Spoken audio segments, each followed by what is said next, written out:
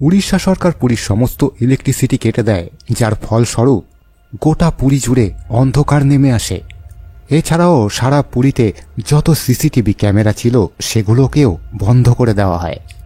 জগন্নাথ পুরী মন্দিরের গর্ভগৃহে আসলে এমন কিছু গোপন কাজ হচ্ছিল, আর সেই গোপন কাজ ভুল করেও যদি কোনো সাধারণ মানুষ দেখে ফেলে তাহলে হয়তো তার জীবনও চলে যেতে পারে।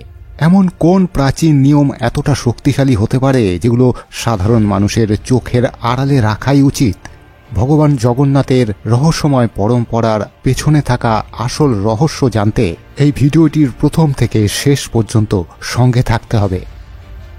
মনে করুন আপনি আপনার হাতে ভগবানের দৈব সার ধরে রেখেছেন, আর এই বিশেষ ধরনের বস্তু একটি নতুন মূর্তির ভেতরে প্রতিস্থাপন করতে হবে। এটি কোনো কাল্পনিক কাহিনী নয়, বরং এটি হলো একটি দৈবিক পরম্পরা, যেটি প্রত্যেক 19 বছর অন্তর পুরীতে সম্পন্ন করা হয়।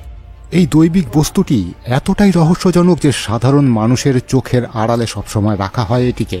হাতে গোনা কিছু পুরোহিতই জানে এর আসল রহস্য। এই বিশেষ বিধিকে সম্পন্ন করা এক পূজারী নিজের মুখে যে বর্ণনা দিয়েছেন সেটা হলো কিছুটা এরকম: যখন আমি এই বিশেষ ব্রহ্ম পদার্থটিকে পুরনো মূর্তি থেকে বের করে নতুন মূর্তিতে স্থানান্তর করছিলাম, তো সেই সময় আমি এমন কিছু অনুভব করছিলাম যে মনে হচ্ছিল আমি আমার হাতে জীবন্ত কোনো প্রাণীকে ধরে রেখেছি। সেটা হতে পারে কোনো খরগোশের ছোট্ট বাচ্চা। যদিও এই কাজটি সম্পন্ন করার সময় আমার চোখে কালো কাপড় বাঁধা ছিল, তবুও অবিশ্বাস্যভাবে আমার এই অনুভূতি ভীষণই স্পষ্ট ছিল। আমার বারবার মনে হচ্ছিল আমার হাতে যেন একটি জীবন্ত খরগোশ বসে আছে। সাধারণ মানুষের মধ্যে এই কৌতূহল চিরকালের, আসলে এই বস্তুটি কি? বিভিন্ন ধার্মিক সম্প্রদায়ের মধ্যে এই বস্তুটিকে নিয়ে বিভিন্ন ধারণা রয়েছে। বেশিরভাগ মানুষই এটা মনে করেন এই ব্রহ্ম পদার্থ আসলে ভগবান শ্রীকৃষ্ণের পার্থিব অবশেষ। এই মান্যতা আদিকবি সরলা দাস দ্বারা লিখিত উড়িয়া মহাভারতের একটি প্রসঙ্গে উল্লেখ রয়েছে। সেই মান্যতা অনুসারে ভগবান শ্রীকৃষ্ণের দাহ সংস্কারের সময় তার সম্পূর্ণ শরীর পুড়ে ছায়ে পরিণত হলেও তার হৃদয়টি কিন্তু যেমনকার তেমনই ছিল।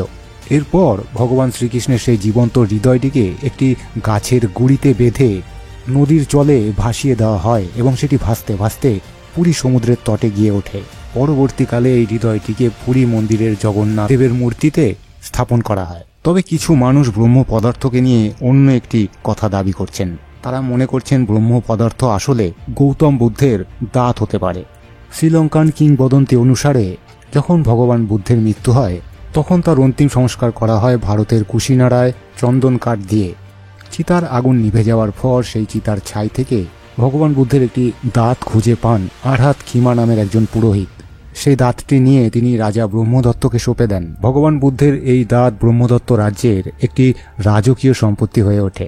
তন্তপুরী শহরে দাঁতটিকে যত্ন সহকারে রেখে দেওয়া হয়। বর্তমানে এই শহরটির নাম হল উড়িষ্যার পুরী।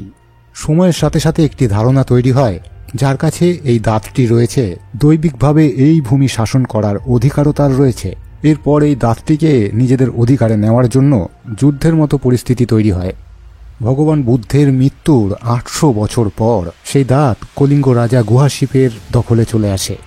উদেনী শহরের দন্ত নামক এক রাজকুমার যে বৌদ্ধ ধর্মে দীক্ষিত হয়েছিলেন সে পবিত্র দাঁতের পুজো করতে আসে। রাজা গুহাশিপ তার প্রতি প্রচণ্ড প্রসন্ন হন। সেই বৌদ্ধ রাজকুমারের সঙ্গে তার কন্যা হেমমালার বিবাহ দেন। এই দাঁতের জন্য কলিঙ্গ অনেকবার আক্রান্ত হয়েছে।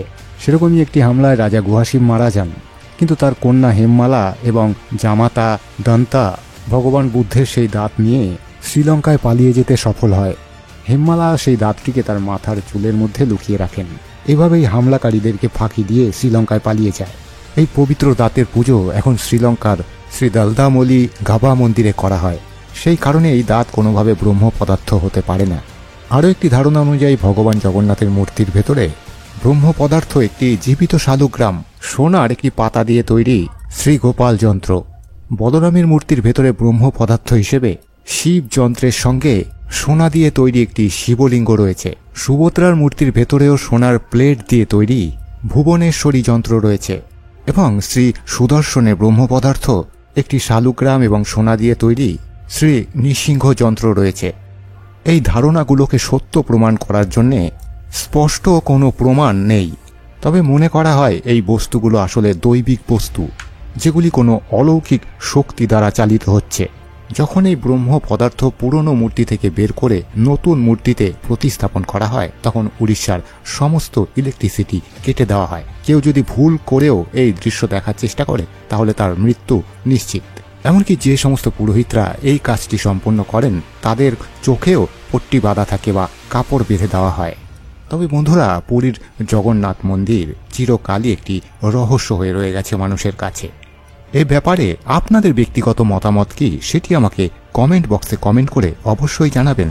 আরও এরকম ভিডিও দেখতে চাইলে চ্যানেলটিকে সাবস্ক্রাইব করে পাশের বেল আইকনটি টিপে দিন। আগামী দিনে আপলোড করা প্রত্যেকটি ভিডিওর নোটিফিকেশন পৌঁছে যাবে আপনাদের কাছে সবার আগে। আবার দেখা হচ্ছে পরের ভিডিওতে। সবাই ভালো থাকবেন, সুস্থ থাকবেন। আজকের মতো সকলকে বিদায় জানাচ্ছি। নমস্কার।